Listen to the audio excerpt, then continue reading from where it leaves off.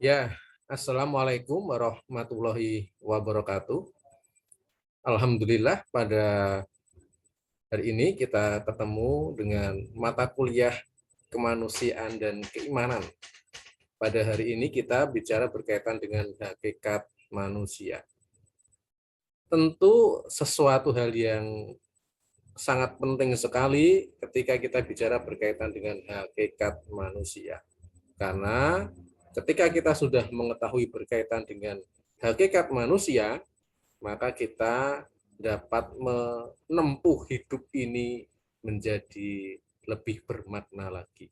Apalagi di sini mahasiswa semester 1 baru lulus dari SMA menuju kuliah. Biasanya pada saat-saat ini adalah masa usia mencari jati diri, untuk menemukan jati diri, sehingga ada dalam pikiran itu selalu berpikir berkaitan dengan why I am, siapakah diriku ini, mau ngapain diriku ini, apakah aku ngambil prodi ini sudah tepatkah, apakah ini prodi yang tidak tepatkah bagi diriku dan sebagainya.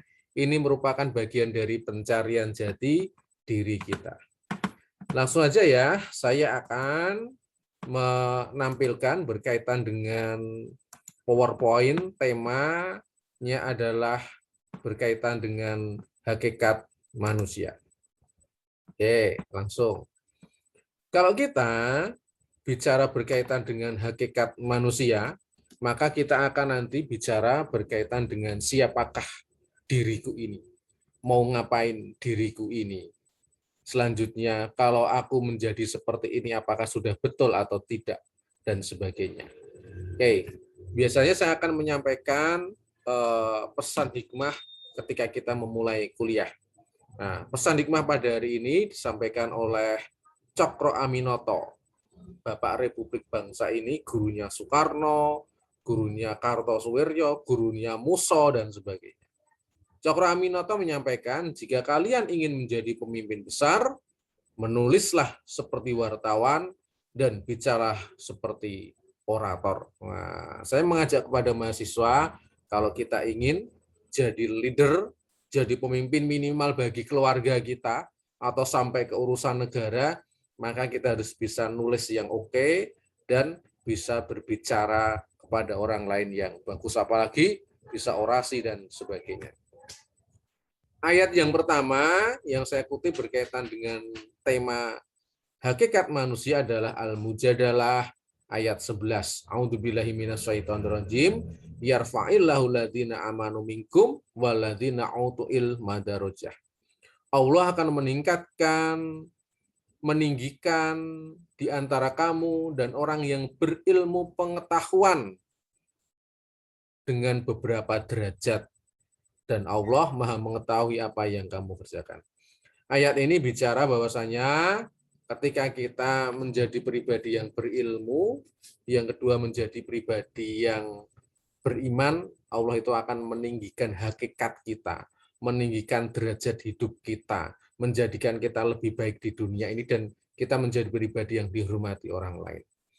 Yang kedua adalah, saya mengutip surat Al-Hasyr, ayat 18. A'udzubillahi minasyaitonirrajim. Ya ayyuhalladzina amanu taqullaha wal tanzur nafsu ma qaddamat lighad wattaqullaha innallaha khabirum bima ta'malun.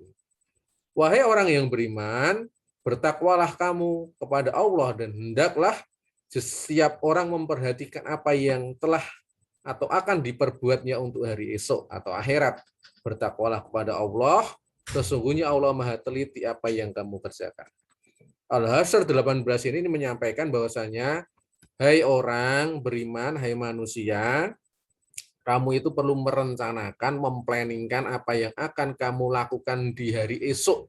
Kalau bicara berkaitan dengan akhirat, tentu yang kita siapkan adalah amal soleh.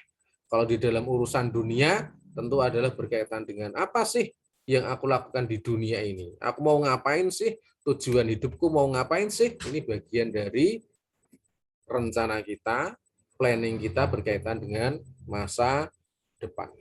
Nah, Yang sering kita sebagai anak manusia di sini adalah bicara berkaitan dengan who I am. Siapakah diriku ini? Biasanya memang kalau kita sebagai anak manusia itu selalu bertanya, aku ini di dunia mau ngapain? Tujuanku hidup ini apa aja? Nah, maka who I am ini. Mahasiswa apalagi di semester 1 ini biasanya masih, siapa sah diriku ini? Siapakah aku harus ngapain di dunia ini? Banyak orang yang tidak mengerti, memahami, bahkan mengenal dirinya. Nah, seringkali kita ini tidak ngerti, tidak mengenal diri kita ini. Ada dalam hadis qudsi disampaikan, man arafa nafsahu faqad arafa robbahu. Barang siapa mengenal dirinya, maka dia akan mengenal Tuhannya. Artinya apa? Kalau kita sudah mengetahui diri kita, siapakah diri kita, mau ngapain di dunia ini, Allah itu dekat kepada kita. Kalau kita ini malah nggak ngerti hidup kita ini terombang-ambing, pusing 7 keliling, mau ngapain, susah, maka kita itu bisa malah menjauh dari Allah. Maka cara mendekat kepada Allah Subhanahu wa taala adalah kita mengetahui diri kita sendiri dulu. Niscaya Allah itu dekat di dalam diri kita. Al-Ghazali itu punya pertanyaan kepada manusia. Siapakah kamu? Maka kita akan menjawab, saya ini adalah Khalifatullah, saya ini adalah Abdillah, pemimpin. Yang kedua adalah hambanya Allah. Dari mana kamu berasal? Wah, saya berasal dari Allah Subhanahu wa taala. Ada di mana kita sekarang? Ada di dunia. Mau kemana kita? Ya tentu tujuan kita adalah ke akhirat. Apa bekalnya? Ya bekal kita adalah amal soleh kalau di dalam urusan akhirat. Kalau di dalam urusan dunia ini bekal kita tentu tadi ilmu dan iman. Apa fungsi dan tugas kita? Fungsi kita ini adalah sebagai abdillah, abdinya Allah, dan tugas kita itu adalah khalifatullah, memakmurkan dunia ini. Hidup manusia ini sebenarnya singkat saja. Kalau orang Jawa itu menyampaikan urip kui mong mampir ngombe, dari bayi, selanjutnya PAUD, lalu selanjutnya sekolah dasar, selanjutnya sekolah SMP SMA, selanjutnya kuliah, selanjutnya dewasa, selanjutnya tua, dan itu meninggal dunia. Seperti dalam surat An-Nahl 70, Allah menciptakan kamu, kemudian kita diwafatkan. Kalau kita bicara berkaitan dengan urutan dunia ini, kita ada di mana? Setelah di alam roh, lalu di rahim ibu kita ada di sini. Urip kui mong mampir ngombe. Bentar aja, habis itu nanti kita mati di alam barzah, selanjutnya di alam mahsyar, selanjutnya di surga ataupun di neraka. Maka tetapi kita di sini itu bekalnya itu di dunia. Sehingga dunia itu penting sekali bagi kita. Walaupun singkat tetapi penting. Manusia dalam pandangan Islam, maka tujuan kita itu yaitu abdillah, yang kedua adalah khalifatullah, memakmurkan di dunia ini.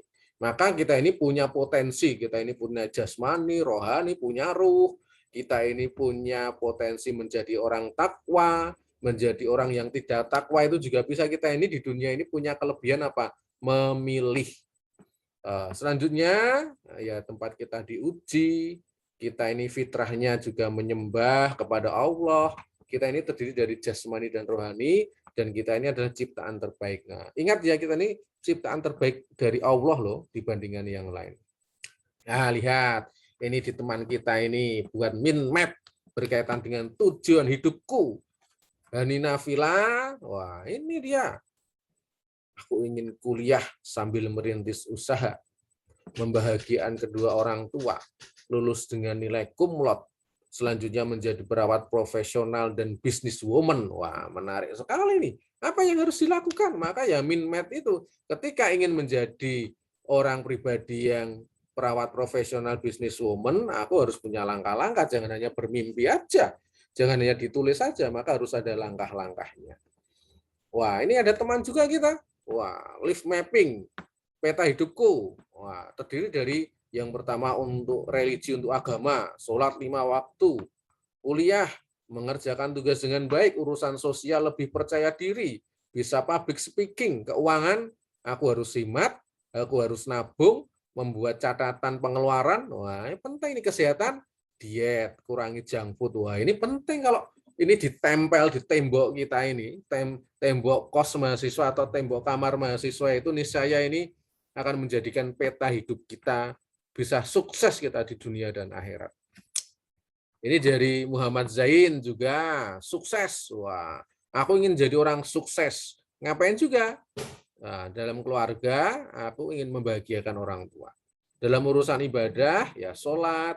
Dalam urusan karir, wah, ada menikah juga ini penting. Wah, perawat rumah sakit punya usaha, wah ini sama seperti yang awal tadi. Berkaitan dengan pendidikan, aku juga menempuh jenjang pendidikan TK, SD, SMP, kuliah, dan ataupun juga harus sungguh-sungguh di dalam kuliah.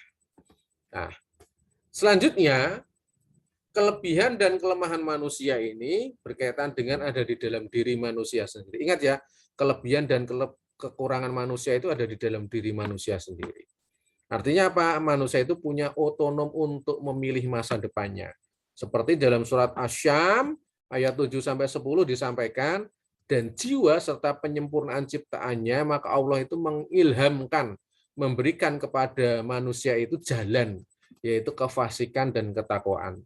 Sesungguhnya beruntung orang yang mensucikan jiwa itu, dan sesungguhnya merugilah orang yang mengotorinya. Artinya Allah itu memberi potensi diri kita itu untuk memilih, otonom untuk memilih masa depan kita. Kalau kita ingin jadi orang sukses, maka gunakan mind mapping itu dengan sebaik-baiknya. Maka kita menjadi pribadi yang baik, gunakan perencanaan, hakikat manusia sebagai Abdullah, sebagai Khalifatullah itu benar-benar diresapi. Ketika kita ingin menjadi pribadi yang fasik, fasik itu orang yang menyia-nyiakan kesempatan dari Allah, ya bisa juga kita bisa memilih menjadi pribadi yang malas-malesan, memilih pribadi yang tidak taat kepada orang tua, memilih pribadi yang tidak memanfaatkan waktu, memilih kesempatan untuk menjadi yang jelek, berkumpul dengan orang yang sama-sama fasik dan sebagainya. Itu adalah pilihan-pilihan dari kita. Maka kalau kita bicara berkaitan dengan hakikat manusia, manusia ini punya potensi baik dan buruk, dan kita ini yang memilihnya, bukan orang tua kita, bukan diri kita, ataupun juga bukan yang lain. Kita ini yang punya potensi menjadi baik, menjadi buruk, dan kita ini pilihan-pilihan ini ada di dalam diri kita. Maka saya mengajak kepada mahasiswa, mumpung masih diberi kesempatan untuk hidup, kan banyak ya teman seusia mahasiswa ada yang sudah meninggal dan sebagainya, mahasiswa masih hidup, masih punya kesempatan hidup, maka gunakan waktunya untuk memilih jalan yang baik, bukan jalan yang buruk, bukan jalan yang diridhoi, memilih jalan yang diridhoi oleh Allah, bukan jalan yang dilaknat oleh Allah, sehingga kita menjadi pribadi yang bermanfaat bagi bangsa, keluarga, nusa dan bangsa, ataupun juga bagi diri kita sendiri minimal. Dari saya cukupkan sekian. Wassalamualaikum warahmatullahi wabarakatuh.